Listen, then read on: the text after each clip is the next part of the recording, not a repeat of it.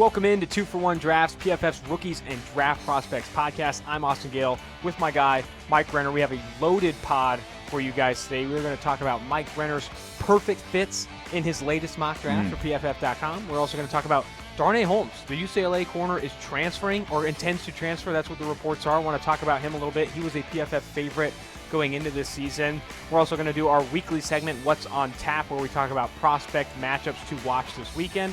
Then we're going to dive into some draft specials. That's going to be our rookie matchups to watch of the weekend. Then we're going to chug a prospect. Yes. We are chugging University of Virginia cornerback Brice Hall. Broke his ankle. Broke his ankle. He's out for the season. But let's talk this kid. We're going to go ahead and do that at the end of the podcast. Let's go ahead and kick things off here, though. It's going to be perfect fits in Mike Renner's latest mock draft for PFF.com. I'm excited to dive into this one. I edited it myself. Yes. Writing wasn't great to start. I had to clean some things up, but, I mean, it's okay now. It was more about the content. Exactly. I affect folks more on the picks. Yes, you know? the content was fantastic. Grammar, we can talk about that on a different podcast. Start with number one, the number one overall pick, which I think is a perfect fit for the Cincinnati Bengals, who will hopefully be the Andy Dalton-less Cincinnati Bengals. They go for Joe Burrow. Above average Joe Burrow at number one overall. That jugular Joe or above average Joe, whatever you want to call him, I think the way he is trending by season's end, he just looks like he's going to be the number one overall pick. The way he's playing football right now, there's no stopping him. He goes up against the Florida secondary. We already talked about it on the first pod this week, and just looks like he's treating them like a Northwestern State secondary that he's going up against, just finding guys left and right, darts. I would love to see him in that, Zach Taylor system. Brought over, the Sean McVay system, actually, what Zach Taylor brought to Cincinnati, and they have weapons in Cincinnati for him. It can be executed. I think with his quick release, it would play very well there in Cincinnati. So I don't think Cincinnati ends up with a number one overall pick. I think the Dolphins, when it's all said and done, will still be holding on to that title. But I do love the fit of Joe Burrow going to the Cincinnati Bengals if come draft day. They're up there at the top of the draft looking at him, his draft card. I'd hand that one in. We've been talking tank for Tua, or a lot of the media has been talking tank for Tua for a long time. Hear me out on this. Bomb for Burrow.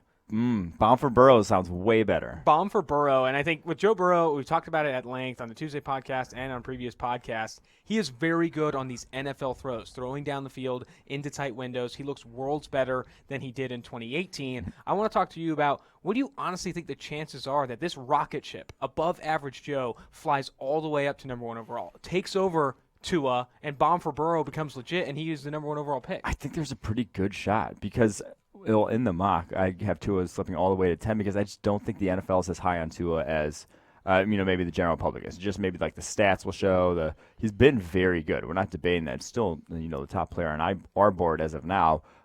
Subject to change, but he doesn't have NFL type arm. He has not been forced to make a lot of tight window throws down the field. A lot of special throws. Only has with 7 big time throws all season long compared to I think 16 for Burrow now. Is just not having to do as much for his yardage, which I can't hate on. There's on one hand, it's take the easy route if you're the quarterback. If you can hit your check down, it goes for first down. Hit the check down, go for the first down.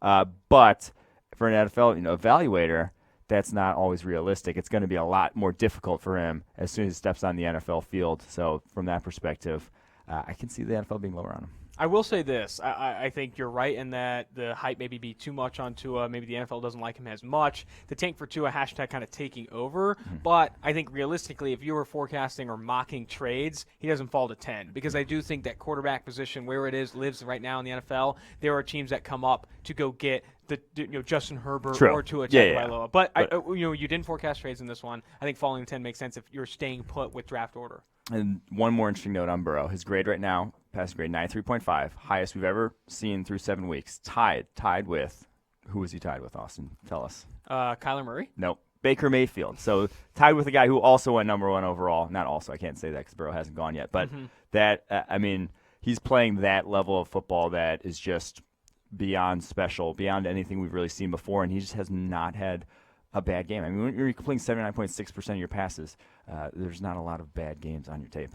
Next perfect fit on this one, it's going to be Alex Leatherwood, the Alabama left tackle, going to the Cleveland Browns, a Browns team that is in desperate need of offensive line help. And Leatherwood, switching from right guard to left tackle, has played very well to start the season, an 87.3 pass blocking grade for him so far this year. He's only allowed a few pressures there. He is looking the part of a top 10 pick, should make sense to the Browns. Yeah, he's really smooth in terms of pass protection. I might take him over Wirfs and Thomas. I mean, Thomas and Wirfs are special, freakish athletes that are so physically dominant that I think it's going to work out at some point in the NFL. Leatherwood's not that level, but his feet, the way he uses his hands, is very high level NFL. This tackle class is going to be a legit one. I think you could see 3 guys, Leatherwood, Wirfs, and Thomas, when it's all said and done, going in the top 10 of this draft. That's how good they are. I'm not necessarily sure he's, step on the field, dominate from day one sort of ready, but going to the Cleveland Browns team who would desperately need help at, from what we've seen from them, desperately needs help at tackle, he would be a perfect, I think, the most pro-ready pass protector of those 3. And talk about a time where the NFL needs some top 10 worthy picks at offensive tackle. There are so many teams right now in the NFL that need offensive line help, specifically at tackle. I think this would be a huge class to go get one. Go get an offensive tackle, draft one in the top 10. Maybe Leatherwood's your guy. And the interesting thing about this tackle class is they're all juniors. That's rare to see guys playing at this level. Like Leatherwood, only 3 pressures all season long, only 3 hurries. Playing at that level as a true junior usually takes guys a while. Andre Dillard was a redshirt senior coming out last year. Dalton Reisner, redshirt senior. Like the guys we ended up liking, the guys who grade out highly, do so in their redshirt junior, redshirt senior years. This guy's already just a true junior doing what he's doing. So that when you're that young, already getting the job done is very impressive. Mm-hmm. Let's go to your next perfect fit here. We're going to go to the Denver Broncos. John Elway, just getting his guy. This is John Elway to a T. Justin Herbert going to the Denver Broncos at number 13. I was going to say, this one's not necessarily – the other one's a perfect fit in terms of, like, scheme and need, and this one's a perfect fit in terms of John Elway watching Justin Herbert's tape is probably just, like, salivating watching him. He's probably just like – that's me. That was me 30 years ago watching this guy because he throws just a gorgeous football repeatedly. And when he does take his chances on the football field, he's usually accurate. Like this isn't a Josh Allen situation where, dude, he's got a cannon, but you don't know where it's always going. You know where it's going. Like he's pretty accurate with the football, but he's just the decision making, the knowing where to go with it is not there compared to other guys in this class. And so I think he'd very much fit. If John Elway's going to fall in love with Drew Lock, he's going to fall in love with Paxton Lynch, he's going to fall in love with Justin Herbert. So that's why I think that one's a perfect fit. Staying on Herbert a little bit, I think he's received some flack on this podcast. We've talked about it a bit. We're not as high on him as maybe others are. Looking specifically at the numbers, an 87.0 pass grade so far this year. He's got 12 big-time throws. Those are our highly graded throws in PFF system. 5 turnover-worthy plays, not where you'd want him to be. You'd like to see him cut that figure down. Only 1 interception. I think that's where PFF grades can help you, seeing those turnover-worthy plays that should have been an interception or were fumbled that don't really get heavily scrutinized in the box score. So looking at those grades and looking at his production, where do you need to see him improve? And is it possible to kind of reach that level? And you say this to decision making. You like to see him be more of a gamer in these big games. That's probably the best word. Be more of a gamer. Like he's just not a guy like Deshaun Watson had a lot of bad decisions in terms of a lot of turnover where he plays in college. But he found a way to win. When it was crunch time, he was making big time throws. He was taking chances, good chances with the football down the football field. Justin Herbert doesn't take those chances down the football field. It's he's one of those guys where it's a 3rd and 10 and he sees his check down open, he goes to his check down when it's like, no, you really can't do that. That's still not going to get you a first down. Try to make that throw, give your guy a chance. He doesn't have that sort of creativity to do that down the throw making down the football field just has not been there over the course of his career. And then he also does have a serious fumble problem, already 5 this year. I think he had something like 7 or 9 last year, 7 the year before that. Like fumbles have been an issue for him. So fumbles mixed with decision making, he's dropping. Burrow's passed him on our board. Fromm's close to passing him. You love the raw tools, but those are only going to take you so far. Can you think about a quarterback in mind, a comp, and I know this is a little bit on the spot, but that has all the tools, that has the ability to make any throw on the field, throws such a pretty ball, but doesn't do it. Doesn't do it when he should, and doesn't take advantage Steve of that. said Jeff George back from the day, who the #1 overall pick way back when from Illinois, went to the Colts. I didn't scout him, obviously. I was like 6, but But I think they're having quarterbacks who can, physically put the ball where they want to, just decision-making wise have not been up stuff. Let's go ahead and move forward here. Another perfect fit on the PFF's latest mock draft, courtesy of Mike Renner. Henry Ruggs of Alabama, the speedster, going to the Oakland Raiders, giving John Gruden, probably Derek Carr, now that he's playing well. I don't think they do move on him before they go to Vegas.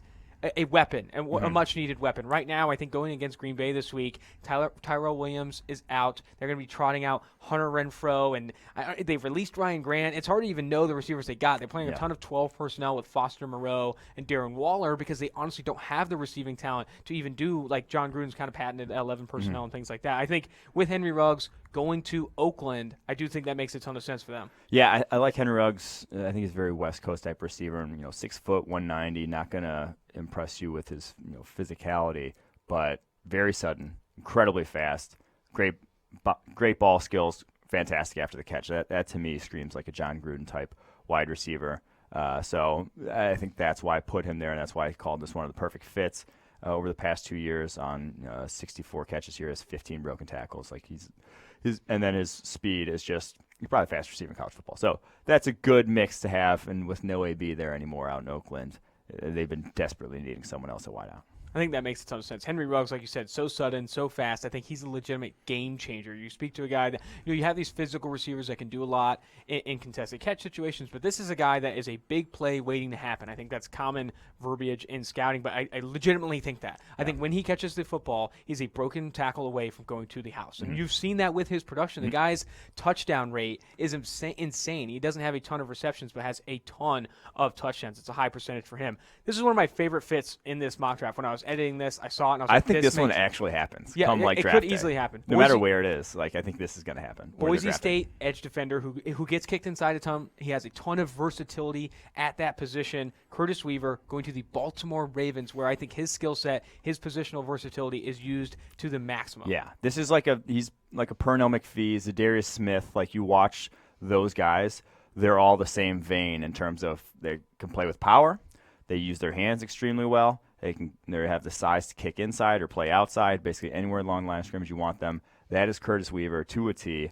92.8 pass rushing grade last season, 2018. 92.1 already this year. Already has 10 sacks on the season. That's his third straight year with double-digit sacks for Boise State. We're halfway through. He's already up there, so he could get 220 feasibly by year's end. He's just good. The dude just wins a lot. His pass rushing win rate's again over 30% after being over 30% last year. Like he is.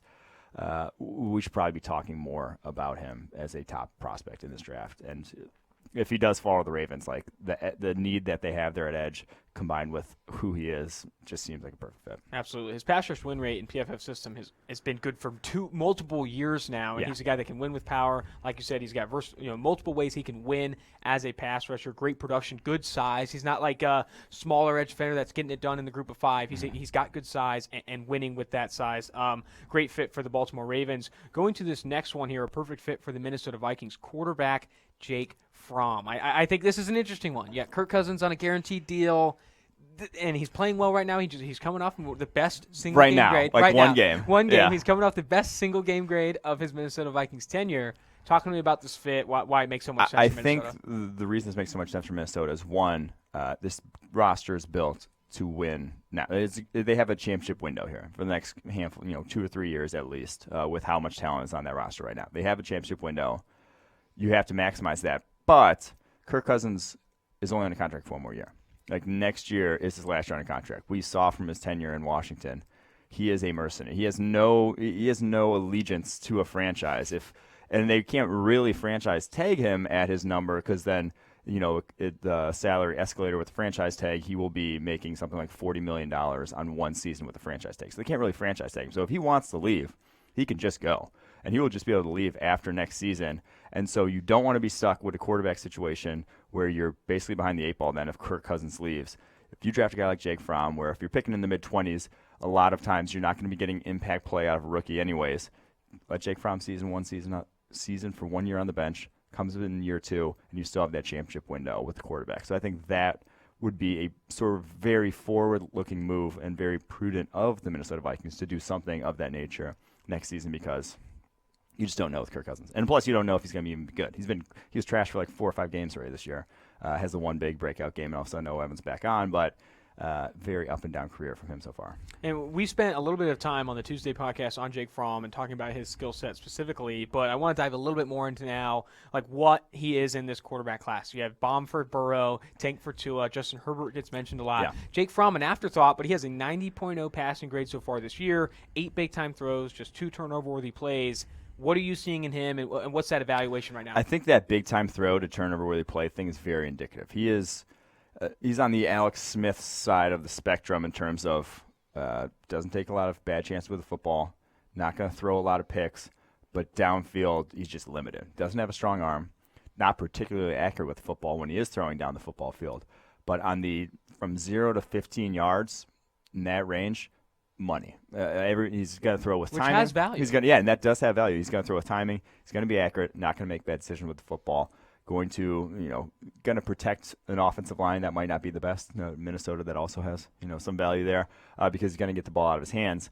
But after that, like I said, he's a limited quarterback. That's why he's still 4th on our board in terms of our quarterback rankings, and why I think late in the first round would make a lot more sense for him than a top 10 sort of pick. What's interesting about this kind of quarterback discussion for this year's class is I don't think there's a Josh Allen. There's not a super inaccurate passer that's being in the conversation for the first round. And I think all of these guys, some are more accurate than others, but none of them are as inaccurate as maybe what Josh Allen was and what Lamar Jackson was. And I think that in and of itself makes this a very good quarterback class, being able to bring in quarterbacks that are going to be at least above average from an accuracy standpoint at certain areas of the field. Jake Fromm, not the biggest arm like you said, but I think that's interesting to see with this class because I think other classes it's been a key separator between he's very accurate with the football and this guy is not, and a little bit more sporadic. Yeah. Let's go ahead and go forward here.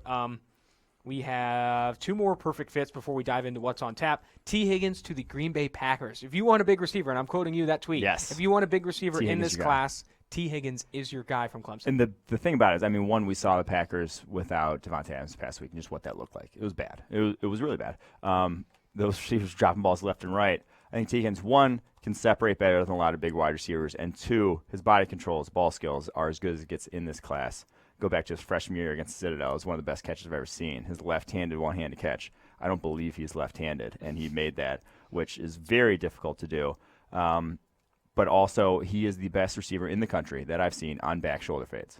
He adjusts, times them, just all that. Him and Trevor Lawrence there live off back shoulder fades. Aaron Rodgers hasn't quite been their bread and butter as it was, maybe in the early 2010s. But he still throws. He still will give his receivers chances when he trusts them on that back shoulder fade. Him and T. Higgins would be a perfect combination in that regard. So that's why I thought it was a perfect fit. Rushing through this one, let's go. Last perfect fit we're going to discuss from the mock draft. Raekwon Davis to the New England Patriots. They grabbed their big run-defending defensive interior like they did with Malcolm Brown a few years ago. This is a guy that makes a ton of sense for the Pats. It follows similarly to what they've done in drafts in previous years. They love length. Raekwon Davis, 6'7", going to have something like 36-inch arms at 312 pounds.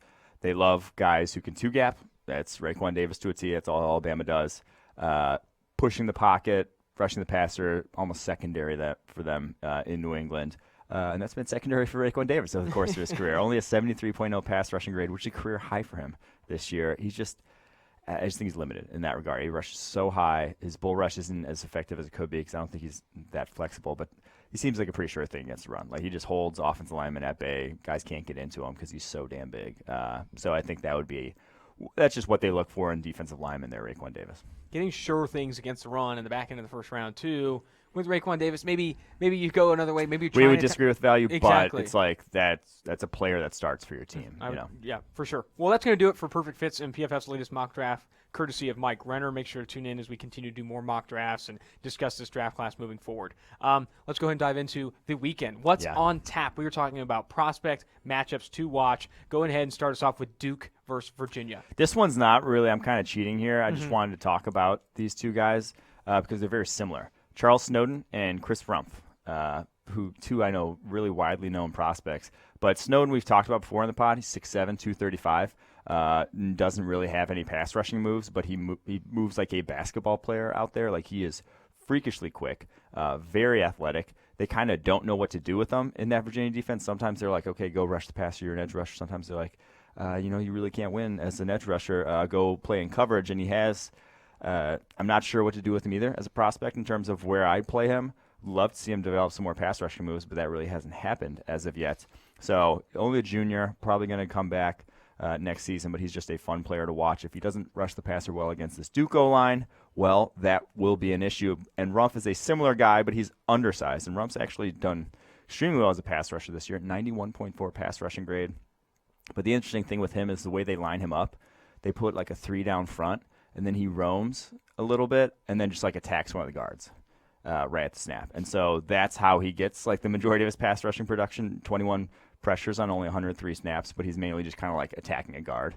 And so he is very quick, good length, only 6'3", 225 though. Like, so I don't know what to do with either of these guys. That's why I want to talk about them. I don't know what the hell they are as prospects, but they're both very fun to watch, both very athletic, and I think in the hands of a little creative defense coordinator, they could have some value. It screams New England Patriots for me. What they've done to get good production out of Kyle Van Noy and Jamie Collins. He could play, yeah. I feel like if you look at Kyle Van Noy, he played a lot of off-ball linebacker last year. Rushed the passer a ton, but not as much as he is now. They've rushed him over 80 times this year. I think he was close to that all of last year. I think they play to player strengths and move people around and love that versatility so much that I think when you have players like this, there are defensive coordinators that don't touch these guys. I would never coach this guy up. I can't play him at edge. No, it's like, this guy's not a 6 technique. No, exactly. But there are defense coordinators like, you know what? I think I can do this with him. I think I can play him this way and get positive value. And I think that's what it screams for me, for New England Patriots. Let's go ahead and move forward here on our What's on Tap. LSU at Mississippi State. You got bomb for Burrow there, but you're talking about some other guys. Yeah. So Willie Gay Jr., the linebacker from Mississippi State, pick 6 his first series of the year against Kentucky. Gets suspended the next week, so not great there. But came back against Tennessee last week.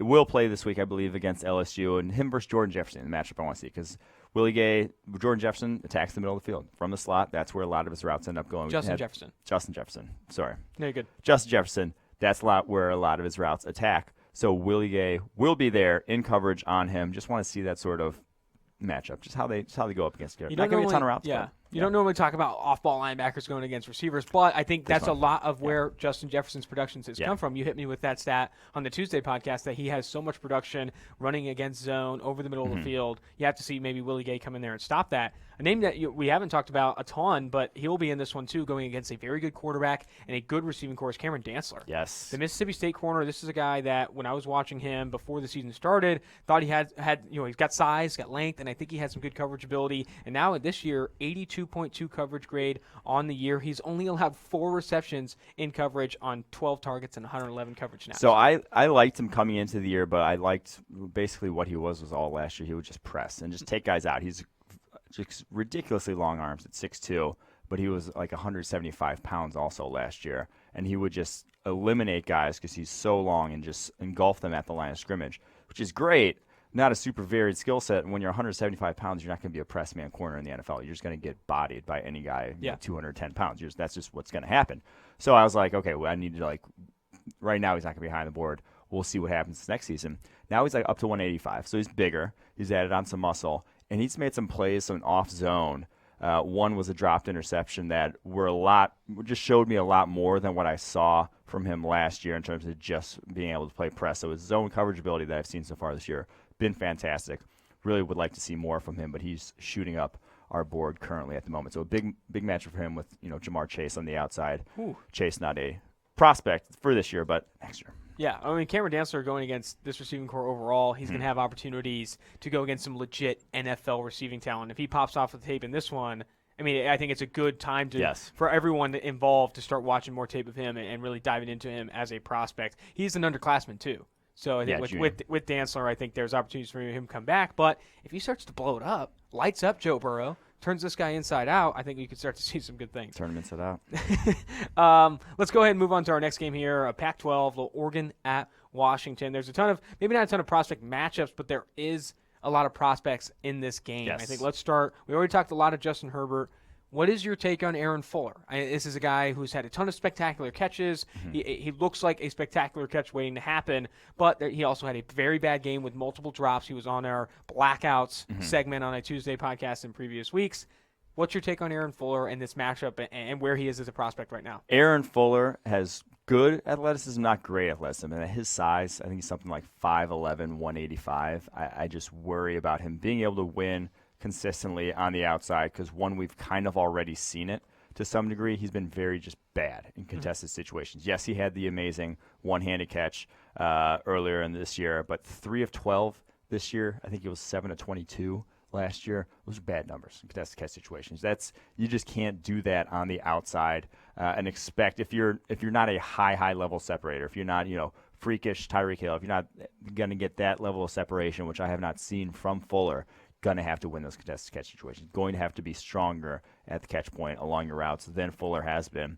I just don't think he has the best ball skill. So at that point, kind of limited to the slot, and he's had very big drop issues over the course of his career, over 10% drop rate each of the past 2 seasons. So he should see some time against Diamador Lenoir. Yes, a guy that would be nice. Who plays a ton of outside corner. He kind of splits his time at left and right cornerback. Isn't isolated to one side of the field. I think him going against Diamador gives an opportunity to see, again, Aaron Fuller going against NFL talent, a matchup to watch, and one that I think when we do get in the offseason and people turn attention away from the NFL and focus on the NFL draft, we're going to be seeing clips of this matchup and how it went. Yeah, this one's bigger for me for Diamador because we're higher on Diamador right now. We've seen a lot of Aaron Fuller. I don't really feel great about him as a prospect. Diamador Lenoir, press coverage almost half a snap, so he's going to be up in Fuller's grill. That's what you want to see. You want to see those one-on-one guy, the mano-a-mano sort of matchups. He plays the boundary there for them, so the tight side of the field. He'll be there at corner every single snap, so he gets a lot of targets. And so we'll see that matchup. He'll get a good. That'll be tape that you go back to, next spring if Lenoir does declare, because he's also a junior. Let's go to the Big Ten. Michigan going against Penn State. There are some opportunities, some prospects to watch in this one for sure. Yes, Michigan, Penn State, a lot along the line of scrimmage. We talked about Michigan's D-line a lot. Josh Uche, how he fared. Kwity Paye. If that's how did we ever look that one up? No, I did. I looked it up. It's Kwity Paye. But the one I'm watching is because these guys have had fantastic years. Michigan guards, Ben Bredesen, Michael Onwenu, Bredesen plays left guard, Onwenu right guard, have had very good years in terms of pass protection, have faced a very slap schedule of defensive tackles up to this point. So they really haven't faced anyone worth a damn. This will be Robert Windsor, the defensive tackle for Penn State. I think he has something like 20 pressures on the year already. He has been one of the better interior pass rushers, pass rushing grade in the mid-80s. Someone in my mentions the other day called him a possible first rounder. I don't see it at all. He's not that athletic, but he has a big heart, and he tries really hard. And his bull rush is actually pretty dope. So why you got to do him like that? Him going up against those two guards, though, a real test for those two. And it might be a situation where, hopefully it's a situation where Michigan's down at the end of the game and they're going to have to pass, and then it ultimately loses the game because fuck Michigan. Another matchup in this one, a guy who plays a ton of slot cornerback for Michigan, Ambry Thomas, the underclassman. He has an 89.8 coverage grade on the year. He's only allowed 9 receptions from 21 targets for 62 total yards. No touchdowns allowed, 2 picks, and a handful of pass breakups. This is a guy that's played really well, kind of under the radar for Michigan. I think he has an opportunity going against Penn State. KJ Hamler. He'll see a ton of KJ Hamler, and I think Michigan plays a good amount of man. I think he could get involved with KJ Hamler, and I think seeing that matchup is big. For Hamler, because I want to see him go against a man. I want to see him go against a guy like Ambry Thomas, who wears a number 1 on his chest and is good. If you wear number 1 in college football, you went into it, and you were recruited, and they're like, dude, we'll give you the number 1 jersey. Unless it's Florida. Obviously, Florida has that whole thing with the number 1. You got to earn that one. But some teams use it as a recruiting play, dude. We'll let you wear number 1. It'd be pretty fire. 5-star. Ambry's like, let you wear 1? Sign me up. I will take number 1. Okay, but he's played very well, and I think he has a good matchup to watch. Hamler, very good in the slot, great production. Here's a test. Yeah, Thomas, 62 yards in his coverage all year on 21 targets. That's less than 3 yards a target. That's very good. Keep track at home. Okay, let me say this, though. That's production we see from Michigan cornerbacks a lot in recent years. It's because they play man, they play physical man. And they go against, the start of the schedule has been not great. And this is the Big Ten, not the Big 12. So, yeah, that is a big part of it. They played Army, who passed 6 times all game against them. So that's going to help your coverage numbers. Also, Wisconsin passed like none because they didn't have to in that game. So that is a part of it, but he is talented. I'm not ready to put him in close to the top cornerback group. I don't think he's at that level yet, but for a junior, we've seen. It's frustrating because you look at his best games on his schedule. Middle Tennessee, great game.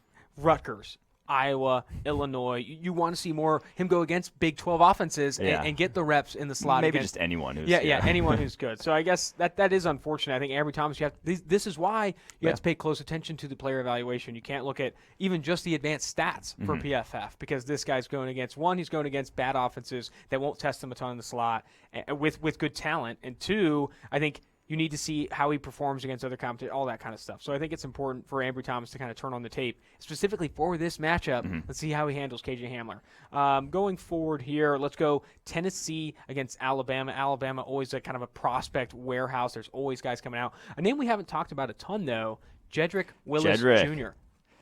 I think it's just Wills, right? Wills Jr.? Sorry, that's on me. It's just Jedrick Wills, which wild last name. But he leads all tackles in the country. No, excuse me. So Penny Sewell leads all tackles in the country in big-time blocks. He is second, leads all draft-eligible tackles in the country. He is as explosive a tackle in college football as exists. Dude's probably going to have – he reminded me on tape, just physically in terms of how he moved, of Lane Johnson. In that he just, like, out of his pass sets, he's just, like, fucking 3 yards deep. Like, right, he just explodes off the line of scrimmage. He's very it's very fun to watch, hashtag.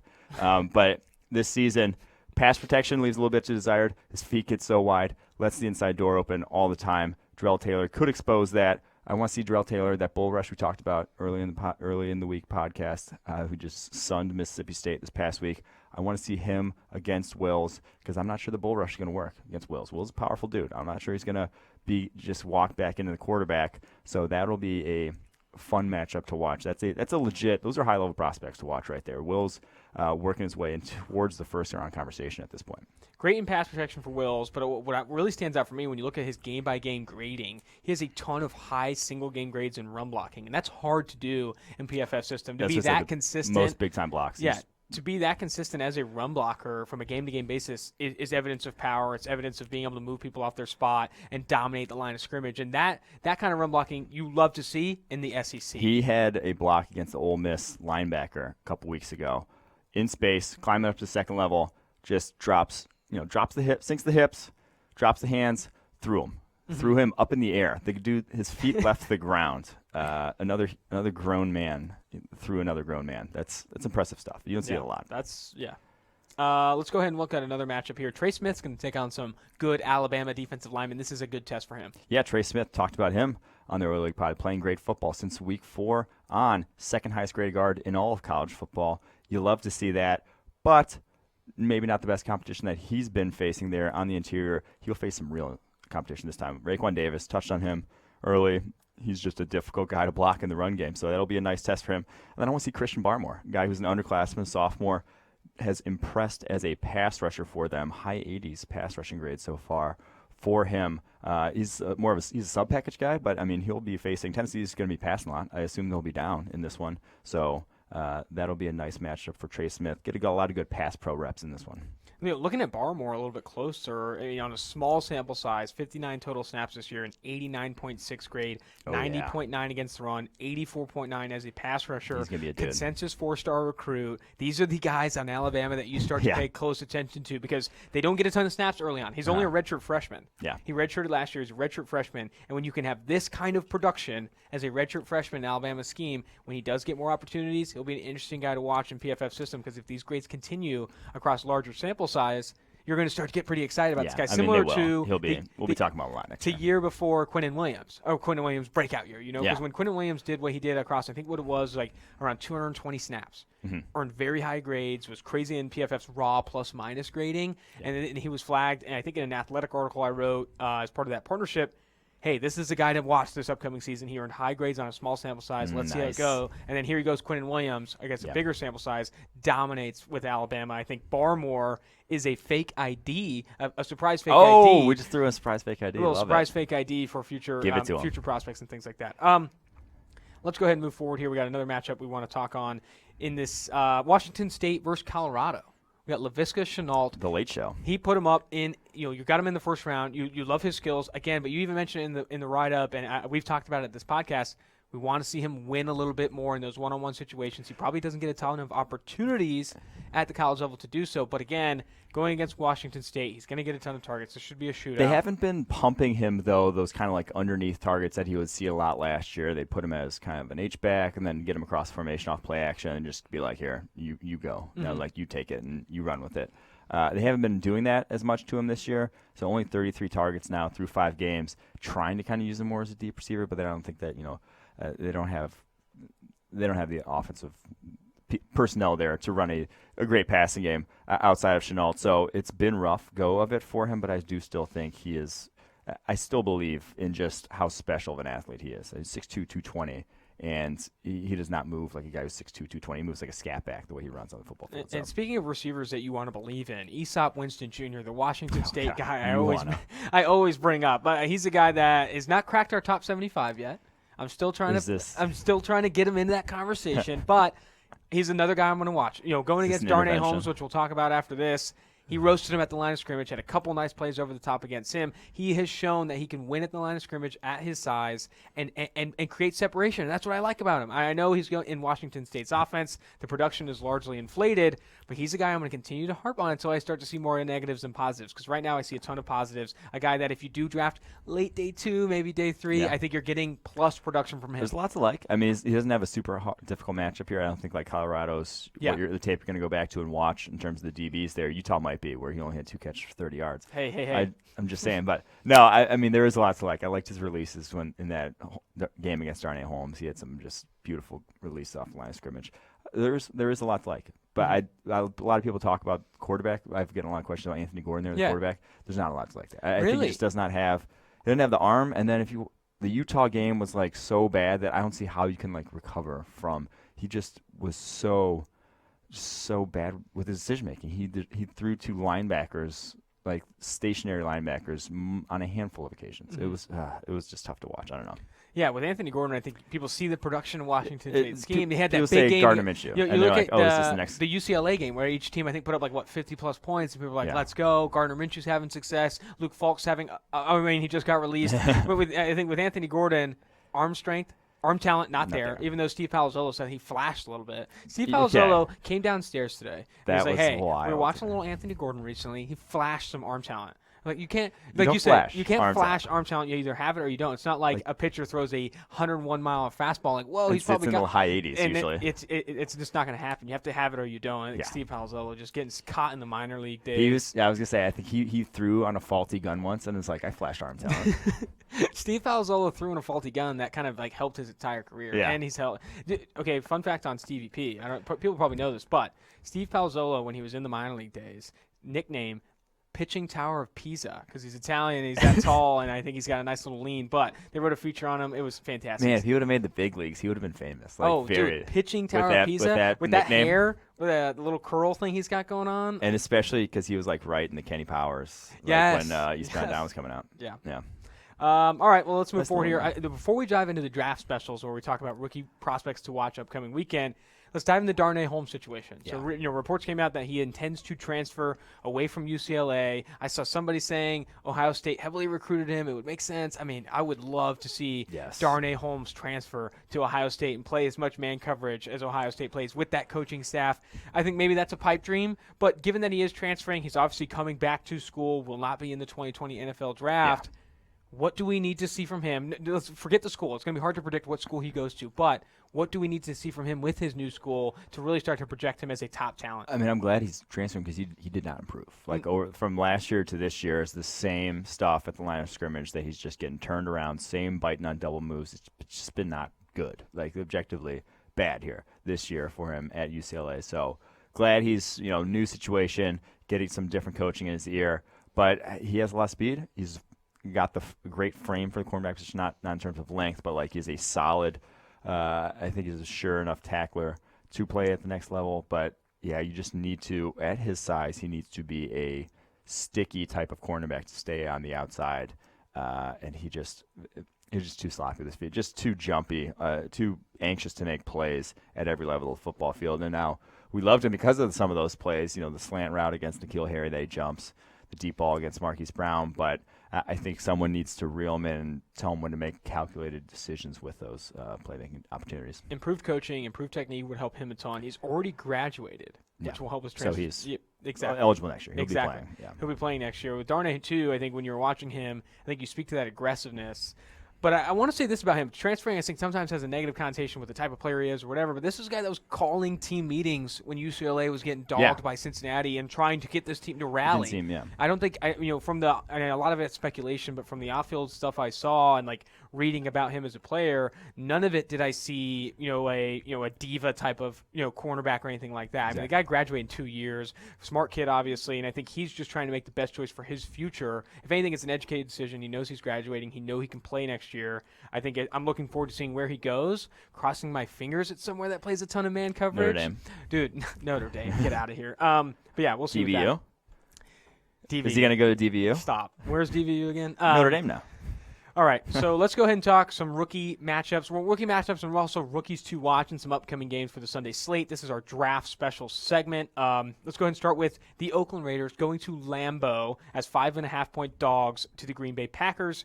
The Raiders, I want to start with this, have two rookies that are performing pretty well right now. I think that both of them among the entire 2019 class have top 10 overall grades. Josh Jacobs, who has been very good on the ground, still needs to get involved as a receiver. And Foster Moreau, the LSU tight end, has had some success. With tight end production, too, a lot of it's scheme, but he's made some plays after the catch. I think he surprises people with his athleticism. Two rookies that are really, adding a ton for this team right now when the offense is kind of looking for playmakers. Josh Jacobs, the guy who should have a big game. If you're going to have if any one of these guys, Clelin Ferrell also on this list, going to have a big game for Oakland, I think it's Josh Jacobs because of the way the Packers they will give you favorable looks against the run. They are begging you. They will play light boxes. They will play these, bare fronts, which is 3 down linemen, 2 outside linebackers, and then 1 linebacker behind it. So you have 6 guys in the box, and then they say those 6 guys stop the run.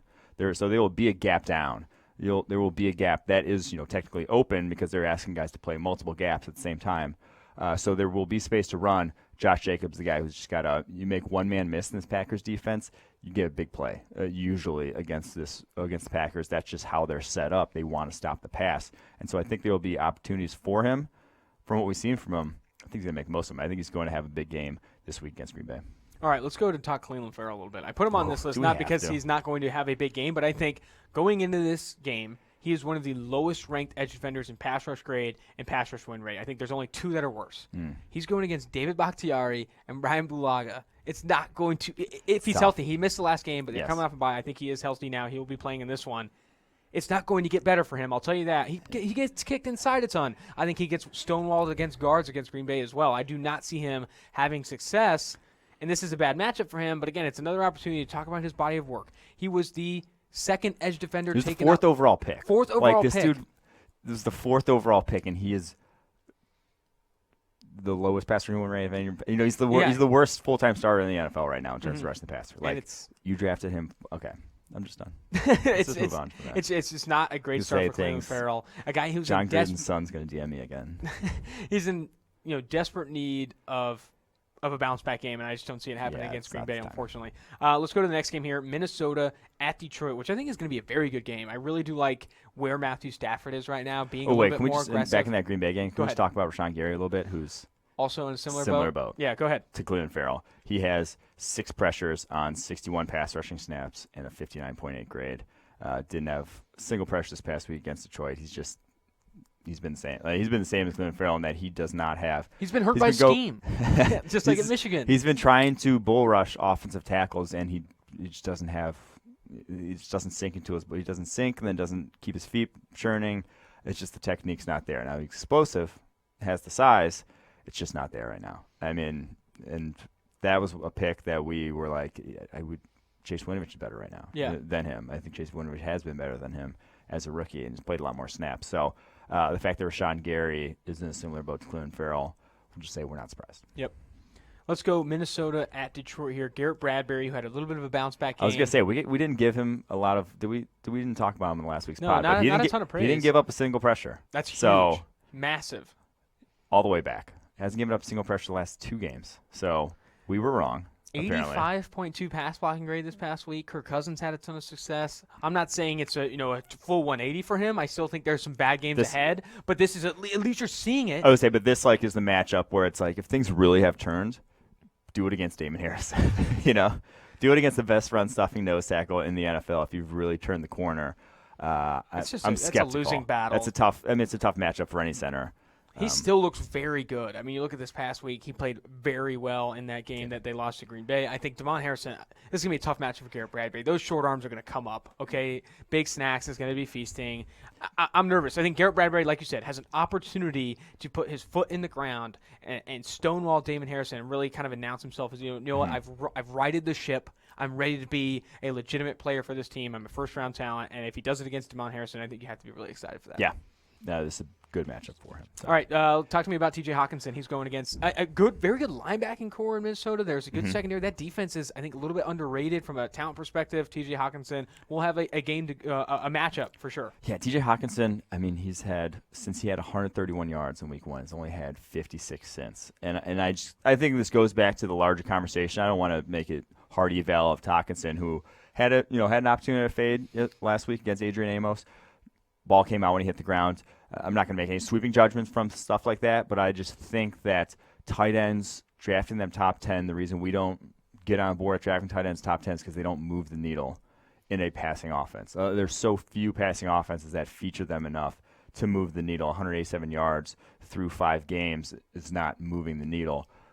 As you see guys like DK Metcalf, Marquise Brown, guys who were drafted far later, moving the needle a lot more. I get that, they have 2 wide receivers there. Yeah, Terry McLaurin. I get that you have a couple wide receivers in Trent Sherray there in Detroit, needed the tight end, but number 8 overall, what he's adding compared to, some tight ends you could have gotten later in the draft. I just don't think the value's ever going to be there for a lot. There's just so few tight ends that actually bring that value. I just wanted to touch on that conversation because after that Week 1 game, we're like, oh shit, he might have this monster year, but it's just not quite been. Targets haven't been there. For sure. I mean, we've talked about tight end evaluation overall on this podcast a few times. I mean, so much of the production is scheme. And getting people, getting them open, and them doing things after the catch and adding there. That's why you see a George Kittle and a Travis Kelce have so much success because they're legitimate athletes and they make plays after the catch. George Kittle broke the record for PFF yards after the catch from a tight end. I think from all players even. Yeah. It's insane if you have a tight end that when you scheme open makes some significant plays and stiff arms people in the dirt and gets yards after the catch, it's a different story. Yes. But if you have players that Hawkinson, exactly, 0 broken tackles, that's not good. Yeah. In a word, 2 words, not good. Yes, in one word. Arizona at New York Giants. I think there's some interesting prospects in this one. Two probably O-Roy, D-Roy favorites here. Oh, would you say? You're going to abandon Gardner Minshew like that? Okay, Kyler Murray. I get that Gardner's the hype, but I feel like Kyler Murray. Okay, if he continues what he's doing now. So let's talk a little bit about Kyler Murray. Over the past 2 weeks, he's had fantastic games for a rookie quarterback. He's really turned the corner these past 2 weeks, playing a lot better. I think he's got a feel for the system. He's being a little bit more confident and running the football a lot more. Kyler has a higher grade. Are you going to go against our grades, Austin? I'm not going against our grades. Maybe I'm just a big fan of a mustache. I don't know. Okay, don't dive into my I see your Google search history. Okay, it's right on the back of your computer right now. Oh, that's true. I mean, how can I go against?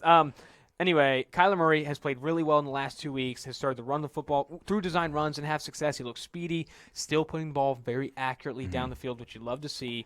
Kyler Murray maybe is a favorite for O'Roy. Yeah, and he's got this nice little stretch here. Bengals D, Falcons D, Giants D, where it's just that's a nice pair, 3 Ds right there that are going to be pretty nice. You take them all down. Yeah. On a Sunday night. All righty then. No, but he's gonna. I just expect him to go off again.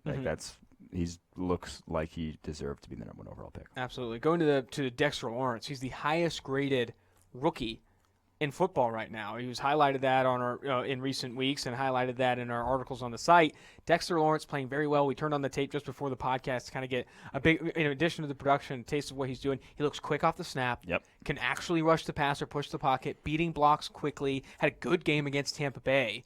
I really do think Dexter Lawrence is playing much better than his Clemson counterpart, Christian Wilkins, much better than Cleveland Farrell, who was drafted ahead of him as well. I think Dexter Lawrence, again, maybe is a favorite for D-Roy. I think Brian Burns is playing well, too. Yeah. And he's got a bye this Nick week. Bosa, sorry. Nick Bosa, too. I blacked out. Nick Bosa is playing blackout of the week is me not saying Nick Bosa. Nick Bosa is playing at the level of like a veteran. Yeah. I mean, he's putting up Joey Bosa numbers at this point. I think Nick Bosa is probably the favorite for D-Roy, but Dexter Lawrence having a very good start to the year. Yeah, and the thing I love is he's already played 238 snaps. So he's going to be on pace for, just a little quick mental math, over 600 snaps, I think. Mm-hmm. Just that's maybe.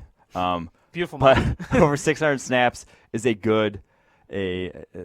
that's good for a nose tackle. Like he's playing more than. Now, I still would love for him to shed 20 to 25 pounds and play more like 700, 800 snaps. And I would love to do the same, okay? But it's not that easy. I mean, diet starts tomorrow. So you Dexter talk Lawrence still playing well counts, at that whatchamacallit. I think they listened to the podcast because I remember going into maybe week 3 or week 4, we were saying, hey, he's still only playing around 30 snaps a game. And if you're going to draft him in the first round, 17th overall, this guy needs to play 50-plus snaps a game to really get that value. In the 2 games in week 5 and week 6, over 50 snaps a game. Over 50 snaps played, an 83.0 overall grade against Minnesota, an 84.2 overall grade against New England.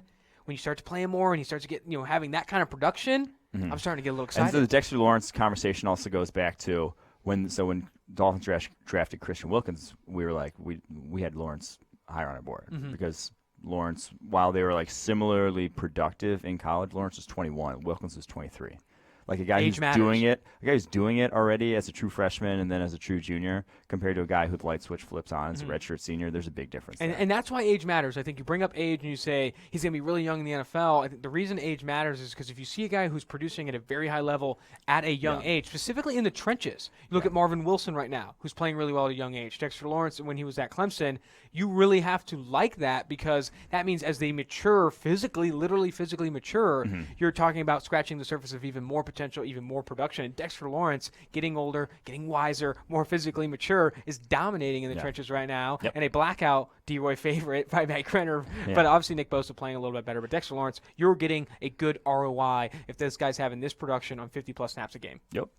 Let's chug a prospect. We're going to finish this podcast a little. Wait, no, one more. Just want to talk about a guy we haven't. Oh, that's right. You're right. Texans going to the Colts. Charles Omenihu, the Texas edge defender. He played some DI there. He's moved around on that line of scrimmage. He's doing the same kind of role with the Texans. He's taking on a very good Colts offensive line. Braden Smith, second-year guy, has played very well. Anthony Costanzo, Quentin Nelson. That's a very good offensive line. He should see some good matchups. He's earned a high grade on a small sample size. I think he's only rushed 97 times, rushed a passer 97 times, but on those snaps, he's got a high grade. He's performing well. Fifth rounder Omenihu. Well above expectations. We liked him a little more. We liked him. We had a 75th overall player on our draft board because he went to the Senior Bowl and looked a lot different than what we saw on tape in Texas because he did not grade well out during the regular season, but had this, I think, the second highest win rate of anyone at the Senior Bowl that week in the practices for the edge defenders there. And one of the things was on his Texas tape, he's playing 3-4 defensive ends. So he's playing head up with the tackle with in a 4-point stance, where like that you'll just never be asked to do that in any level of pro football. Like that just does not happen. There's not defenses that are playing in the frog stance like that, and so it's just anything he does at that point, you're just like, I don't know what the hell am I going to do with this. Like that's not conducive to wrestling the passer.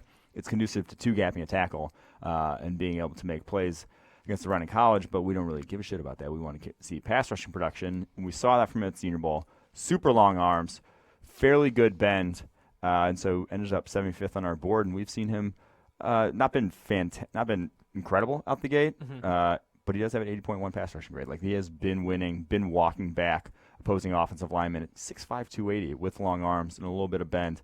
That's a nice little combination. They move him all around that front there for the Texans. So nice. It's looking like a very good pick there for a fifth rounder, doing well above expectations. I've got two things off of that. One of them is a confession, and the other thing is a question. First, I played the frog stance in high school. I played D-line, and I had all hands down. It was not good. No one told me differently. I was pretty good. Well, you did it just on your own. Exactly. Yeah, I just did it on my own. Damn. Yeah, it was not great. It was not great. Anyway, and the question, I want to hear more about the Senior Bowl stuff. I think it's small sample size. You shouldn't put all this weight in the Senior Bowl, but I think you have a good take on this, and that specifically for the trenches and even the wide receiver position. when you can get way more one-on-one opportunities at the Senior Bowl in those practices that are so heavily televised than you often can get during the season. I think that's where you see like a Charles Omenihu look good in one-on-ones, where you see other receivers look good in one-on-ones. Yeah, so it is still a small sample. Even the most one-on-ones you're going to get there, pass rush versus pass protect, something like 20. Like you're not going to get more than 20. Same in the wide receiver drills. But you're going up against a guy who's also going to play in the NFL, most likely, more likely than not, going to play in the NFL. So you're going up against a guy which for some of these guys, they won't face one all year long. This will be much different competition level for them than they faced all season long. So you're going up against guys who will all be playing in the NFL.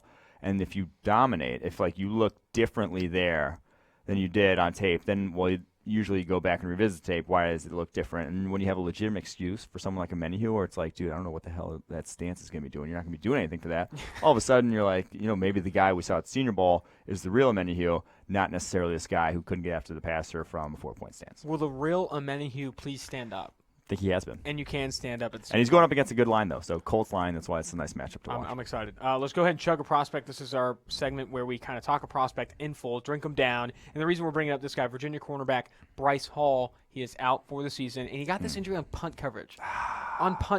But the scouts love to see guys play special teams. I don't love to see it on special teams. You get hurt and you have a season-ending injury on punt coverage. Come on. This guy deserves better. But Brice Hall, talk to me about him. Chug this guy down. Okay. So I'll give you. I still don't love that. I still don't love saying chug this guy down. But again, here we go. Well, don't say chug this guy down. Yeah, that makes it sound weird. Yeah, that makes it sound weird. Chug a prospect, Brice Hall. Chug a prospect, Brice Hall. Okay. I'll give you plus and minuses here on this from the scout report. From the draft guide. Ideal size and length for the corner position. I'm sorry. Pterodactyl-esque wingspan that makes him a PBU machine. I think he had 18 PBUs last year. Keys hitches at an elite level. Can track both QB and wide receiver from off coverage. Consistently wins the leverage battle down the field. Quick to locate and box out receivers. Envelops wideouts at the line of scrimmage and takes them out of the progression. Diverse coverage responsibilities in Virginia's defense. Negatives. Loses a good deal of speed when forced to flip his hips and running off coverage. A little stiff, flipping hips from off coverage. Didn't love that on his tape. Gets caught upright out of his pedal. Slow to change directions at times. So he's we're talking like a cover 3 type of cornerback here. Takes advantage of the college legal contact penalty. Lack of legal contact penalty. Was very physical. And not necessarily a burner. I expect him to run the 4.5s if he does get back. I really do like your comp for him. Give me your comp. Byron Maxwell? Yeah. Byron Maxwell comp for him. Yeah, I think that makes sense. Yeah. In a silo, those vertical routes, you're not going to beat him much. He's just going to be good at those. Other stuff, we'll see. It remains to be seen. I don't think he's been great, but I think this past year, quarterback sort of wised up, stopped targeting him. Only 27 targets through the first half of the season after he had something like 80. It was on pace for 30 fewer targets than last year. Like the guys weren't throwing at him. So the PBU numbers weren't there, but he still was not giving up a lot of catches. So I still think we have Brice Hall's first rounder when it's all said and done. And in 2018, he led the nation in forcing completions. This is a guy that he did attack at the catch point and made some plays. And he's 6'1", 200, ideal size, and he's going to have something like 33, 34-inch arms. Like he's going to have long arms. So he has that modern cornerback build that you like. And I talked to him before the season started, and the biggest takeaway, dude, smart as hell. Yeah. Really smart guy. Played wide out in high school. Talked a ton about film study, picking up tendencies, more than just player tendencies. He talks about recognizing route combinations and formations, what personnel are they in, and he you love that. I love that. But who doesn't love that? I mean, you talk about these guys and all these like the best athletes in the world. These are the best athletes in the world that go to the NFL. What I love more than that is people that pay attention to this complex game that we at PFF talk about all the time. Yeah. We talk about the complexity of the game sometimes more than we talk about player evaluation, scheme, personnel, how it affects things, and man versus zone coverage, all that stuff. Why is it no different when this player who's actually executing these complex schemes isn't also as invested as like the analysts and stuff like that? I think it's important. That's a nice little rant. I'm sorry, but I really do feel that way. I said it was nice. I really do feel that way about the players because there's so often we talk about coaches who don't put a good scheme together. Or it's like, still real to me. It's still real to me, damn it. But again, I really do appreciate the guys like Brice Hall and guys like Jonah Williams. These other guys where you talk to them and like I watch a ton of film. I try and master class the offense or the defense and opposing scheme and all that stuff because I know that stuff matters, and it does, and you see that on tape with Brice Hall. That was my rant, and I feel good about that. You chugged him down good. I chugged him down. We're going to change the verbiage on that segment, but we are not changing much about this podcast. We are hitting – I didn't even say this, but you can tune it at the beginning. I usually say this, but you can tune into this live on YouTube Tuesdays and Thursdays. You can also catch us on Spotify, Stitcher, and Apple Podcasts. This has been Austin Gayle and Mike Renner on 2-for-1 Drafts.